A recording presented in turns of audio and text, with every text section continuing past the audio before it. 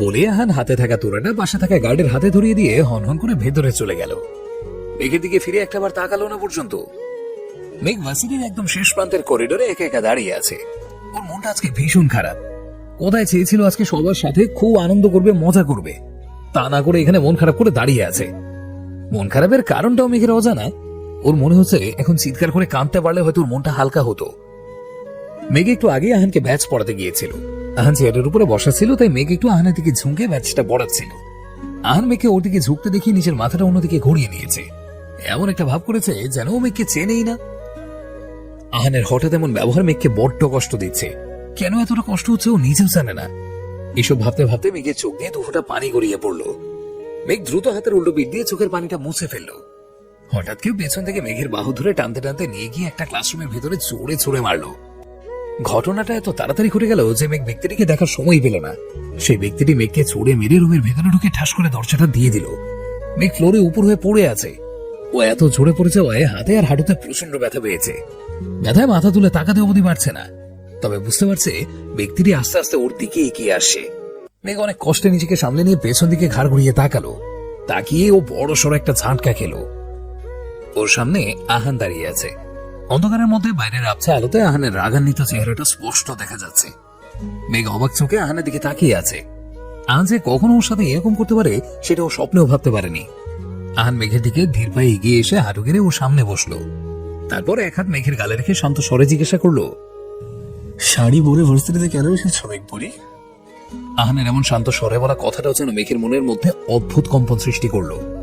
ও ভালো করে বুঝতে পারছে আহান ভীষণ রেগে আছে। এখন যদি ও কোনো উল্টাপাল্টা জবাব দেয় তাহলে আহান ওকে মরতেও দ্বিতীয়বার ভাববে না। তাই মেঘ একটা শুকনো ঢোক গিলে কাঁপা কাঁপা কণ্ঠে বলল, আগেই তো প্ল্যান করে রেখেছিলাম সবাই একসাথে শাড়ি কিনবো। আহান একটু গম্ভীর কণ্ঠে বলল, তো এইভাবে সেজেছো কেন? এটাও কি আগে থেকে প্ল্যান করা ছিল? মেঘ কিছু না বলে শুধু উপর নিচ করে হ্যাঁ সূচক মাথা নাড়ালো। আহান এবার রেগে মেঘের গাল জোরে চেপে ধরে চেঁচিয়ে বলল, সবাই যদি গিয়ে পাহাড় থেকে ছাপ দেয় তাহলে কি তুমিও ছাপ দেবে? সবাই শাড়ি পরার প্ল্যান করলে তোমারও কেন শাড়ি পরতে হবে? আর কার থেকে পারমিশন নিয়ে তুমি শাড়িটা পরে ভার্সিটি এসেছো? আহান মেঘের গালে তো জোরে চেপে ধরেছে, মেঘের শ্বাস নিতেও কষ্ট হচ্ছে। ব্যথায় ওর চোখ থেকে টপটপ করে পানি গড়িয়ে পড়ছে। মেঘ ওর দুই হাত দিয়ে আহানের হাতটা নিচের গাল থেকে সরানোর চেষ্টা করছে, কিন্তু আহানের হাতটা সরানো তো দূরের কথা, এক চুল অবধি নাড়াতে পর্যন্ত পারছে না। আহান রেগে চেঁচিয়ে বলল, কি হলো, চুপ করে আছো কেন? আজ আমি শাড়ি পরে ভার্সিটিতে কেন এসেছো? মেঘ কান্না ভেজা কণ্ঠে বলল, সবাই তো শাড়ি পরেছে, আমিও পরেছি, তাতে কি হয়েছে? আপনি আমার সাথে এমন বিহেভ করছেন কেন? আহান মেঘের গাল ছেড়ে দাঁড়িয়ে এক ঝটকায় মেঘকে উপরে টেনে তুলে দাঁড় করালো। তারপর ওকে দেয়ালের সাথে মিশিয়ে ওর দুই বাহু চেপে ধরে বলল, সবাই শাড়ি পরলেও তুমি পরতে পারবে না। আমি চাই না তোমাকে শাড়ি পরা অবস্থায় অন্য কেউ দেখুক। তুমি শুধু সব সময় আমাকে দেখানোর জন্য শাড়ি পরবে। আর আজকের পর যদি আর কখনো আমার পারমিশন ছাড়া শাড়ি পরেছো তাহলে তোমার হাত পা ভেঙে একদম ঘরে বসিয়ে রাখবো। মেঘ ভয়ে কাঁপছে আর ফুপিয়ে ফুপিয়ে কাঁদছে। কান্না করতে করতে ওর হেঁচকি উঠে গেছে। ভয়ে আহানের দিকে তাকাতে অবধি পারছে না। আহান মেঘকে ধমক দিয়ে বলল, হ্যাঁ মেয়ে, শুধু শুধু এভাবে কাঁদছো কেন? আমি কি তোমাকে মেরেছি? কান্না বন্ধ করে বলছি। মেঘ আহানের দিকে অসহায় চোখে তাকিয়ে হিঁচকি দিতে দিতে বলল, লাগছে আমার হাতটা ছাড়ুন প্লিজ। মেঘ এইভাবে বলায় আহানের একটু মায়া হলো। ও মেঘের বাহু ছেড়ে দিয়ে মেঘের থেকে সরে দু কদম পিছিয়ে চলে গেল। মেঘ এতক্ষণ এইটারই সুযোগ খুঁজছিল। আহান ছেড়ে দিতেই মেঘ সারের কোঁচে ধরে দিল এক দৌড়, কিন্তু কাজের কাজ কিছুই হলো না। মেঘ দুই পা সামনে এগুতে আহান খপ করে মেঘের হাত ধরে ফেলল।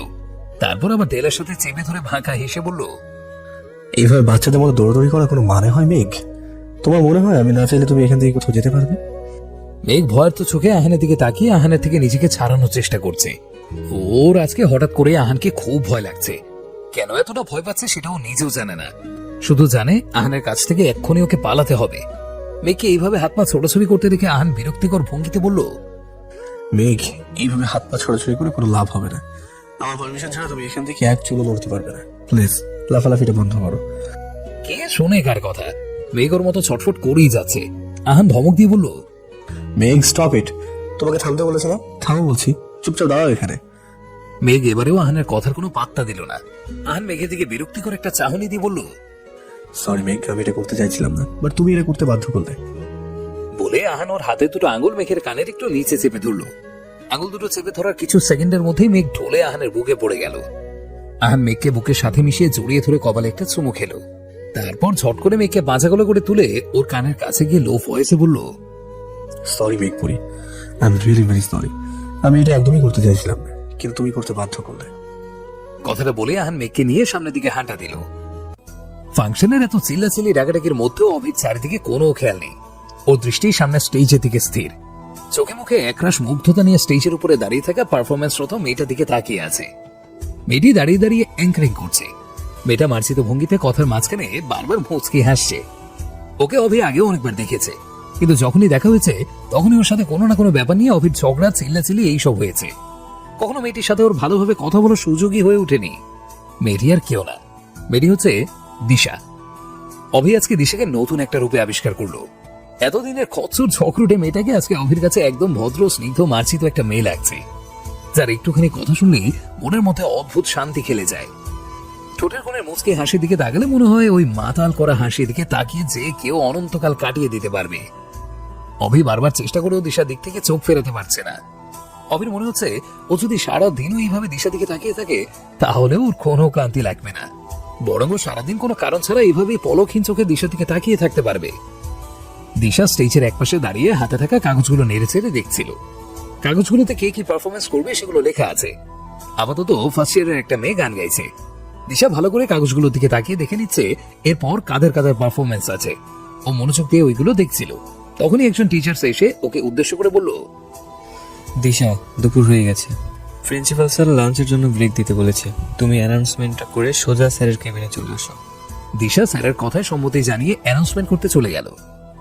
রেস্টুরেন্টের মধ্যে এক পাশের একটা টেবিলে বসে ঠোঁট ফুলিয়ে রেখেছে দিশা। বিরক্তিতে ওর এখন হাত পা ছড়িয়ে চিৎকার করে কান্না করতে ইচ্ছে করছে। কোথায় ভেবেছিল ব্রেক টাইমে একটু রিল্যাক্স করবে, তা না করে এখন এতগুলো টিচার্স এর মধ্যে বসে অভির টর্চার সহ্য করতে হচ্ছে।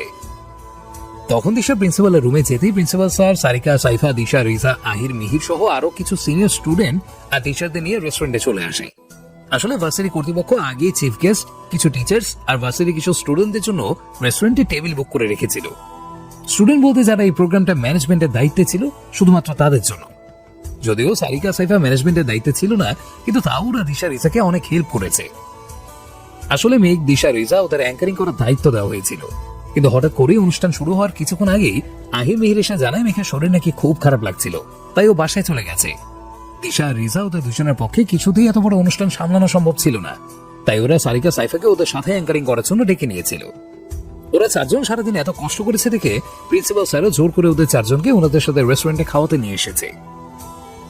দিশা মনে মনে রেগে বোম হয়ে আছে, কারণ যখন থেকে রেস্টুরেন্টে এসেছে তখন থেকে অভি ওকে জেনারেল নলেজ নিয়ে এইটা সেটা প্রশ্ন করে যাচ্ছে।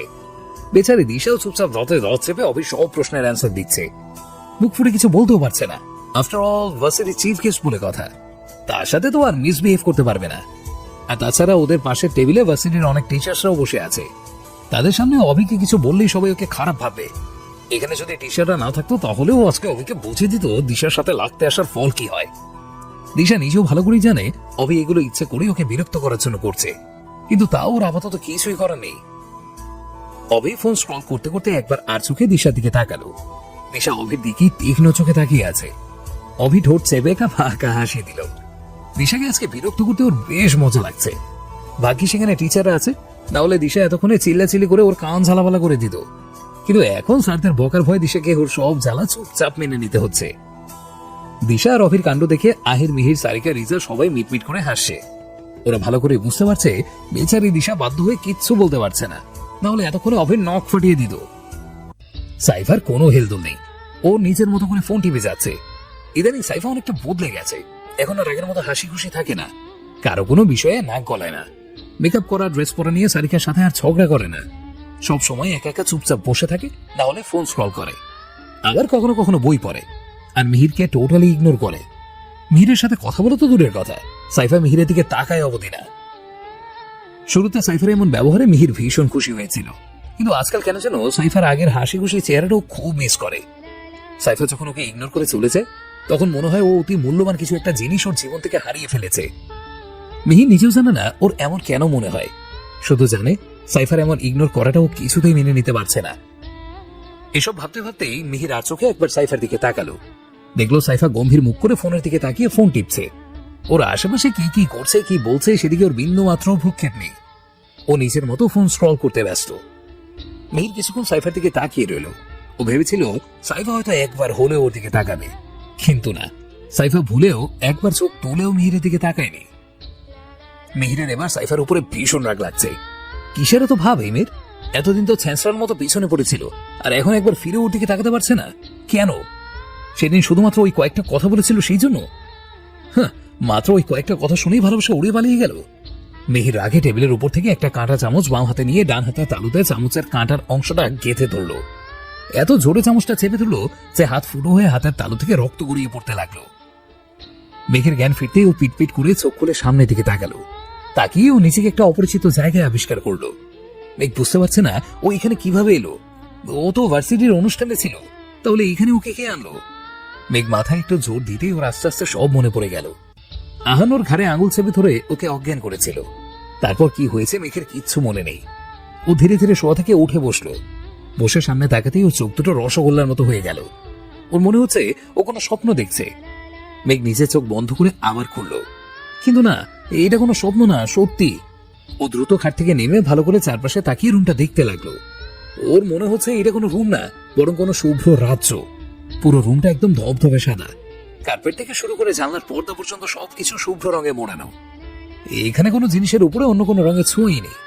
মেঘ মুগ্ধ চোখে চারপাশটা ঘুরে ঘুরে দেখতে লাগলো, কিন্তু হঠাৎ ওর খেয়াল হলো এটা কোথায় আছে ও? এটা তো রুম না, আর আহানদের বাসাও তো এমন কোনো রুম নেই। আর এটা দেখে কোনো রিসোর্টের রুমও মনে হচ্ছে না। তাহলে এটা কোন জায়গা? আহান ওকে কোথায় নিয়ে আসলো? আদৌ কি ওকে আহান এখানে নিয়ে এসেছে, নাকি অন্য কেউ এখানে নিয়ে এসেছে? মেঘ এসব কথা ভাবতেই দরদর করে ঘামতে লাগলো। ওর হাত পা ভয়ে কাঁপছে। ওর কেন যেন মনে হচ্ছে ওকে কেউ কিডন্যাপ করে এখানে নিয়ে এসেছে। আচ্ছা, ওর সাথে কেউ খারাপ কিছু করেনি তো? মেঘ দ্রুত নিজের শরীরের দিকে তাকালো। না, সব ঠিকই আছে। ও ফাংশনে যে শাড়িটা পরেছিল এখনো সেটাই পরে আছে। মেঘের মাথা ভয়ে কাজ করা বন্ধ করে দিয়েছে। ও শুধু এখন একটা কথাই ভাবছে, ওকে এখান থেকে পালাতে হবে। মেঘ আর কিছু না ভেবে সোজা রুমে দরজা খুলে বেরিয়ে গেল। বাইরে বের হয়ে ও আরো অবাক হলো। শুধু এই রুমটা সাদা রঙের নয়, পুরো বাড়িটাই একদম সাদা রঙের। কিন্তু মেঘের এখন এইসব দেখার বা ভাবার সময় নেই। ও দিল এক ভোঁ দৌড়। রুমের বাইরের করিডোর দিয়ে কিছুটা দূরে দূরে আসতে হঠাৎ কিছু একটা শব্দ শুনে ওর পা দুটো থেমে গেল। মেঘ দাঁড়িয়ে আশেপাশে তাকিয়ে দেখতে লাগলো শব্দটা কোথা থেকে এসেছে। হঠাৎ ওর চোখ যায় করিডোরের অপর পাশের একটা রুমের দিকে। হ্যাঁ, শব্দটা ওখান থেকেই আসছে। মনে হচ্ছে কেউ ব্যথায় কাতরাচ্ছে। মেঘ একবার ভাবলো ও এখান থেকে দৌড়ে পালিয়ে যাবে, ওখানে যেই হোক তাতে ওর কি। কিন্তু পরক্ষণে আবার ভাবলো যদি ওর মতো কেউ বিপদে পড়ে থাকে তাহলে অবশ্যই ওর হেল্প করা উচিত। মেঘ একটা শুকনো ঢোক গিলে আস্তে আস্তে রুমটা থেকে এগিয়ে গেল। তারপর কাঁপা কাঁপা হাতে দরজাটা হালকা করে খুলে ভিতরে উঁকি মারলো। ভেতরে তাকাতেই ভয়ে মেঘের শ্বাস বন্ধ হয়ে গেল। ওর চোখ থেকে আপনা আপনি গড়িয়ে পানি পড়তে লাগলো। রুমটার মধ্যে একটা মেয়েকে চেয়ারে বেঁধে রাখা হয়েছে। মেয়েটার গায়ে অসংখ্য মারের দাগ, সারা গায়ে কালশিটে দাগ পড়ে গেছে। শুধু মারের দাগই না, জায়গায় জায়গায় কেটে গেছে। দেখে মনে হচ্ছে কেউ ধারালো ব্লেড টাইপ কিছু দিয়ে ইচ্ছে করে পোঁছ দিয়ে কেটেছে। মেয়েটার সামনে চেয়ারে একটা লোক বসে আছে। লোকটার গায়ে কালো হুডি আর মুখে কালো মাস্ক পরা। লোকটি নিচের দিকে তাকিয়ে কিছু একটা ভাবছে আর হাতে থাকা গানটা নিয়ে কপালে স্লাইড করছে। লোকটার পেছনে আরো 4 জন লোক আছে, তাদের সবার মুখে কালো মাস্ক দেয়া আর হাতে বন্দুক নিয়ে দাঁড়িয়ে আছে। এতে দেখে মেঘের ভয়ে হাত পা ঠান্ডা হয়ে গেল। ও অনেক কষ্টে নিজেকে সামলে নিয়ে মেয়েটার চেহারার দিকে তাকালো। তাকিয়ে ও বড়সড় একটা ঝাঁটকা খেলো। ও নিজের চোখকেই যেন বিশ্বাস করতে পারছে না। এটা কিভাবে সম্ভব? এই মেয়ে এখানে কিভাবে এলো? মেঘ কাঁপা কাঁপা কণ্ঠে অস্পষ্ট স্বরে বলল, সৃষ্টি। মেঘর মুখ হাত দিয়ে চেপে ধরে হাঁটু ভেঙে বসে পড়ল। সেই দিনে সেই সৃষ্টির মধ্যে আর আজকের সৃষ্টির মধ্যে আকাশ পাতালের ডিফারেন্স। সেই দিনে সেই সুন্দর স্মার্ট মেয়েটা আজকে ক্ষত বিক্ষত হয়ে চেয়ারের সাথে বাধা অবস্থায় পড়ে আছে। মেঘের মনে শুধু একটা কথাই ঘুরছে, এত নিষ্ঠুর কি কেউ হতে পারে? কিভাবে একটা মেয়েকে কেউ এইভাবে মারতে পারে?